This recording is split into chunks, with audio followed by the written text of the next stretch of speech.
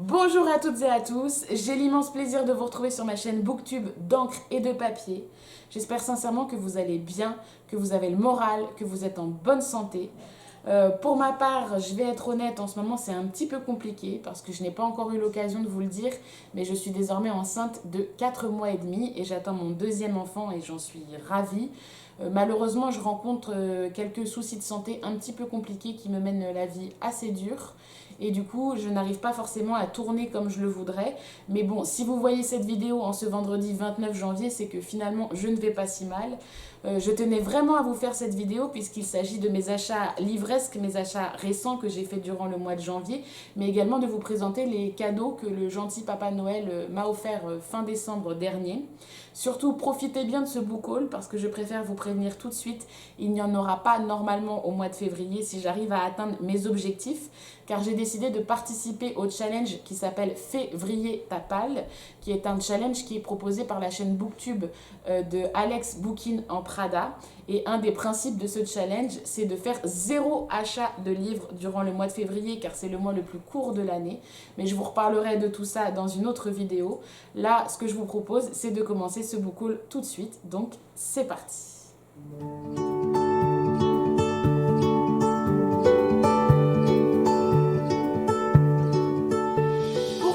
Ce book haul, j'ai décidé de vous présenter en premier lieu les cadeaux que j'ai reçus grâce au Père Noël, puisque j'ai eu la chance qu'on m'offre des cartes Fnac, des chèques cadeaux, etc.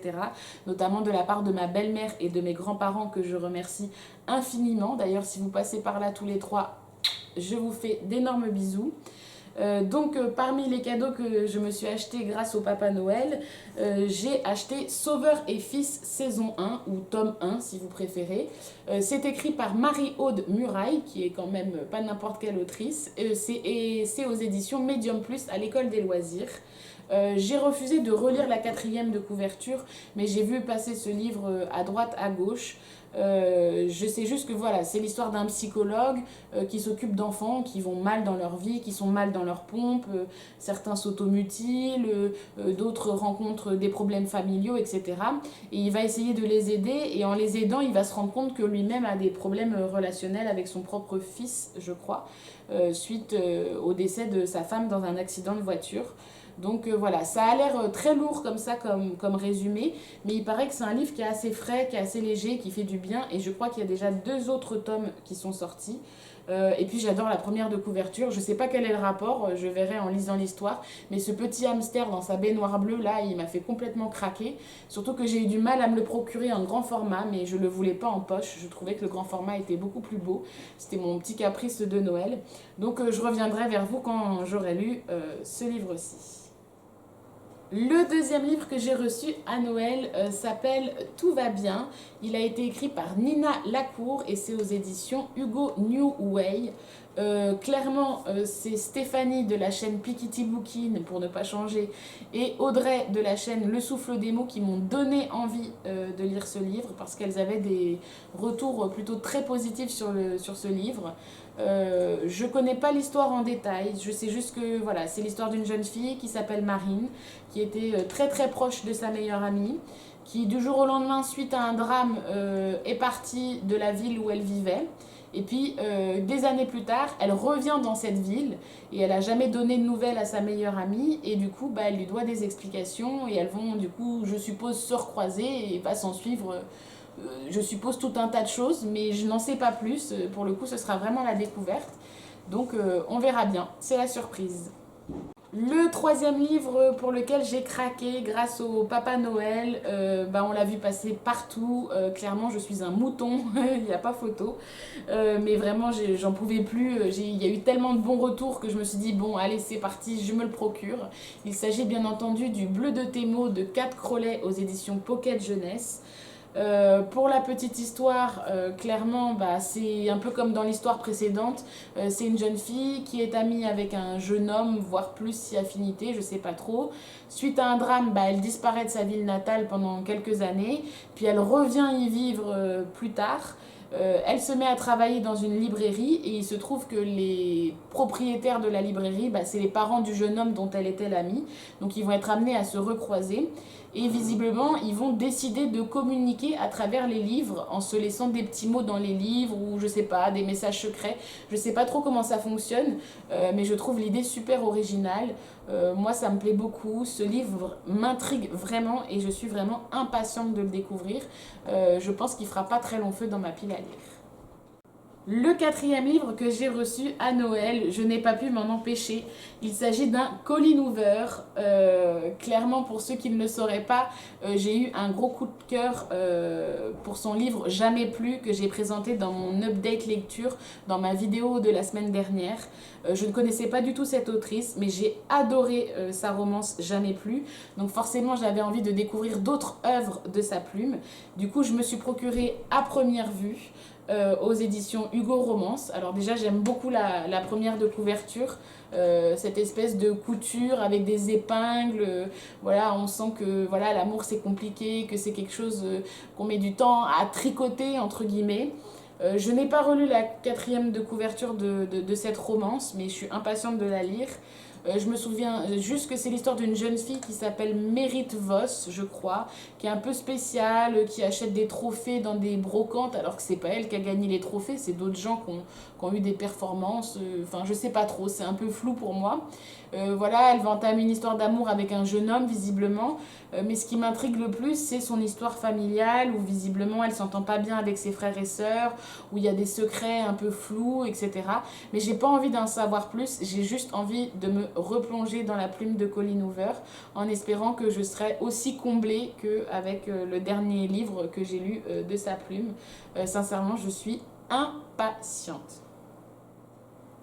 Grâce au Père Noël, je me suis également procuré un livre qui, à mon avis, pour le coup, est beaucoup moins connu, qui s'appelle Sale Gosse de Mathieu Palin. C'est aux éditions L'Iconoclaste. Alors j'espère que vous voyez bien la première de couverture parce que c'est fait exprès. En fait, l'image est assez floue. C'est un jeune homme de 15 ans, métissé, et on voit 3 faces différentes de son visage. C'est fait exprès. Je suppose que c'est pour voir tous les aspects de sa personnalité. Donc forcément je me suis procuré ce livre parce que à moi ça me parlait beaucoup. Comme vous le savez, je suis éducatrice spécialisée, je travaille en protection de l'enfance.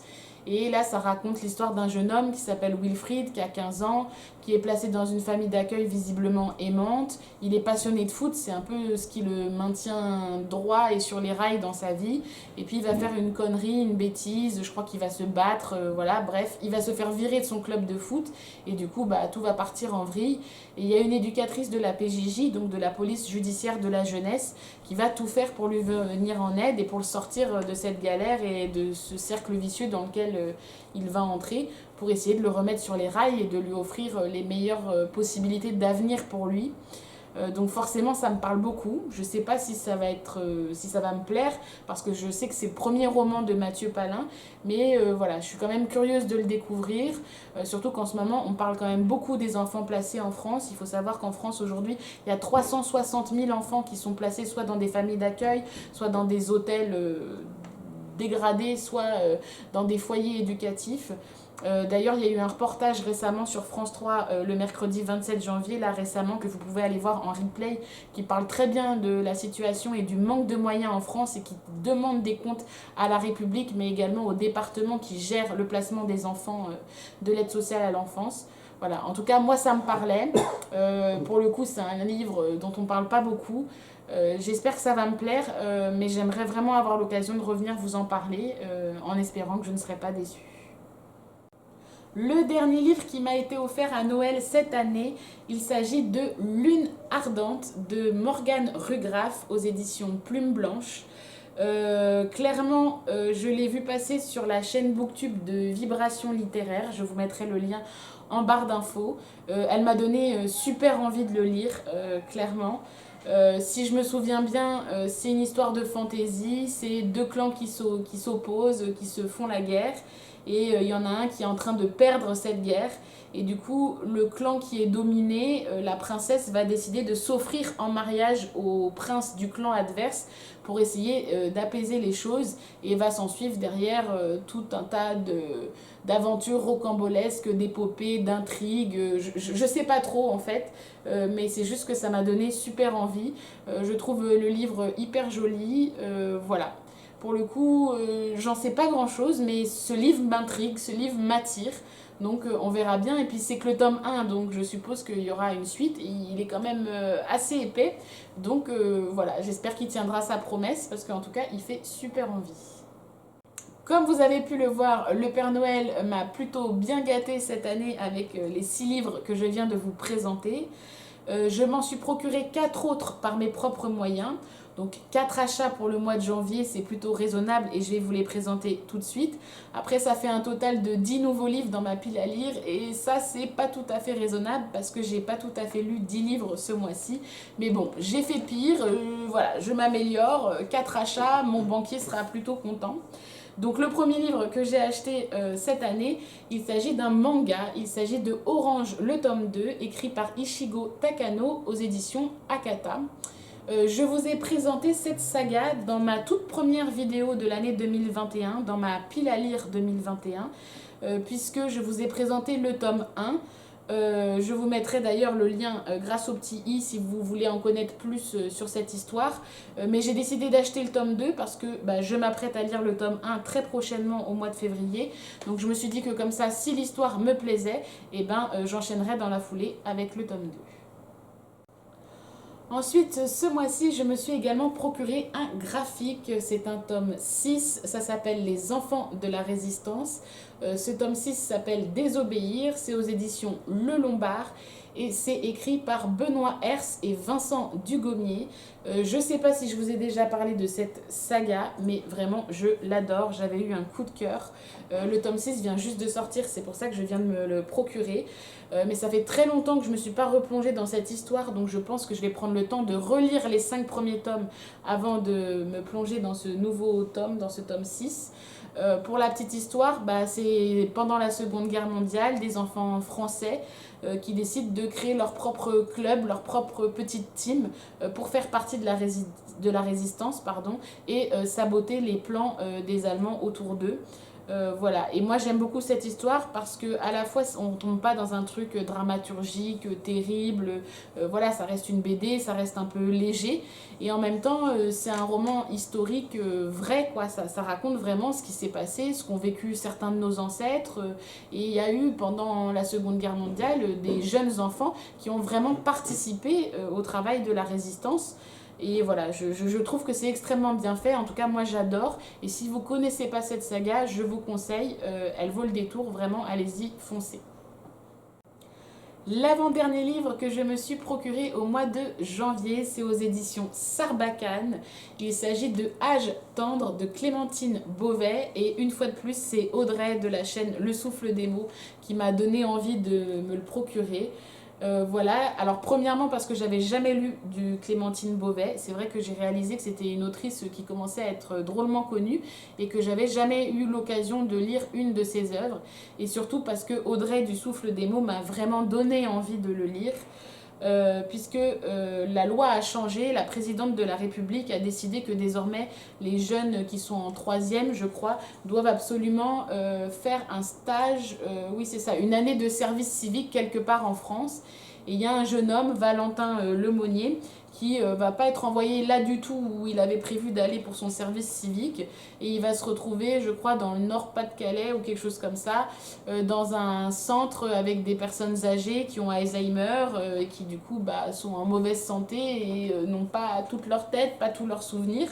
Donc au début ça va pas trop lui plaire et puis il y a une des patientes accueillies dans cet institut qui va vouloir voir Françoise Hardy en concert. Et on va demander à Valentin d'aller annoncer à cette patiente que Françoise Hardy elle est morte et que du coup il n'y aura pas de concert de Françoise Hardy. Sauf que Valentin, il n'a pas le cœur de lui dire que Françoise Hardy, elle est plus de ce monde. Et du coup, il va tout faire pour lui trouver une Françoise Hardy de remplacement pour essayer de satisfaire cette patiente. Et je trouve, voilà, il paraît que c'est assez frais, que c'est assez léger comme histoire. Et puis voilà, je trouve que ce mélange entre la jeunesse, les anciens, voilà, moi c'est un principe que j'aime beaucoup. Voilà, je suis curieuse de découvrir la plume de Clémentine Beauvais. Je trouve le fond de l'histoire assez original et qu'on pourrait tout à fait s'inspirer de cette histoire et imposer un service civique aux jeunes de nos jours. Je pense que ça ferait de mal à personne. Donc voilà, très, très curieuse de découvrir ce livre. Le 10e et dernier livre que je me suis procuré durant ce mois de janvier 2021, je suis tombée dessus un petit peu par hasard en faisant mes courses à Leclerc. Il s'agit d'un Virginie Grimaldi qui s'appelle Chère Mamie au pays du confinement et c'est aux éditions Fayard. Voilà, c'est l'histoire d'une jeune fille qui s'appelle Ginny et qui décide d'écrire des courriers à sa grand-mère et à ses grands-parents pendant le premier confinement afin de les soutenir, de maintenir un lien familial parce qu'ils sont enfermés dans leur EHPAD et ils tournent un peu en rond, ils sont un peu abandonnés par leur famille et personne ne peut se voir. Voilà, ça nous a tous un peu pris de court ce Covid et ce confinement. Donc déjà, je trouve le principe de l'histoire plutôt joli, c'est assez récent, c'est vraiment d'actualité. Sachant qu'en plus il y a quand même un troisième confinement qui nous pend au nez dans les jours qui viennent, donc je me suis dit que c'était l'occasion. Et puis c'est surtout que j'ai acheté ce livre pour vraiment pas grand chose puisqu'il m'a coûté seulement 5,50 € et qu'il faut savoir que tous les bénéfices de la vente de ce livre vont être reversés à la fondation des hôpitaux de Paris afin de soutenir les médecins. Donc je trouvais le principe de ce bouquin très bien parce que c'est ma façon à moi de remercier tous ces médecins qui depuis plus d'1 an maintenant se battent pour nous sauver la vie et sauver la vie de nos proches. J'espère que cet argent servira à la recherche, à embaucher du personnel parce que voilà, vraiment c'est une année 2020 a été une année difficile pour tout le monde. Donc voilà, ça faisait assez de raisons pour me procurer ce petit livre de poche. Voilà, j'espère maintenant qu'il me plaira. Mais en général, Virginie Grimaldi, c'est plutôt des histoires assez légères malgré les sujets traités. Donc pourquoi pas. Voilà, ce book haul du mois de janvier 2021 est terminé. J'espère sincèrement qu'il vous aura plu, qu'il vous aura inspiré. D'ailleurs, si c'est le cas, n'hésitez pas à laisser un petit commentaire ou un petit pouce vers le haut ou carrément à vous abonner à la chaîne puisque j'ai réalisé ce matin que j'avais atteint les 99 abonnés. Donc peut-être vous serez le 100e si vous décidez de vous abonner aujourd'hui. Pour certains, c'est peut-être pas grand-chose, mais pour moi, c'est beaucoup. J'aime partager ces moments de vidéo avec vous. Ça me comble de bonheur. Voilà, c'est mon petit plaisir à moi. En attendant, comme d'habitude, nous on se retrouve vendredi prochain. Et bien entendu, le plus important, n'oubliez pas, prenez soin de vous.